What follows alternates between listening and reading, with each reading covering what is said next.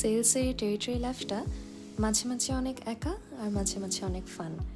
যখন অল্প মানুষ ছিল, এবার এই উইকেন্ডটাতে আমরা তিনজন মিলে লাঞ্চ করার পরে ঠিক করি কীর্তনখোলা নদীতে একটা ছোট্ট নৌকা ভ্রমণ করব। কথা মতো আমরা চলে গেলাম। যাওয়ার সাথে অনেক এনজয় করার চেষ্টা করলাম।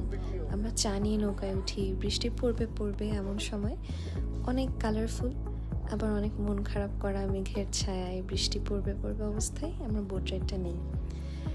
অনেক সুন্দর বাতাস হচ্ছিল, বাতাসের মধ্যে পাল যেরকম উঠছিল, আমাদেরকে না এই বাচ্চাদের খেলনাগুলাও ঘুরছিল।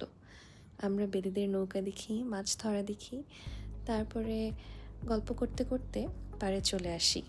বৃষ্টি পড়বে পড়বে এমন সময় আমরা দেখি কিভাবে করে মানুষজন বৃষ্টি থেকে পালানোর চেষ্টা করছিল। তারপর একটা ছোট্ট রাইড নিয়ে আমরা উইকেন্ড শেষ করে ফেলি।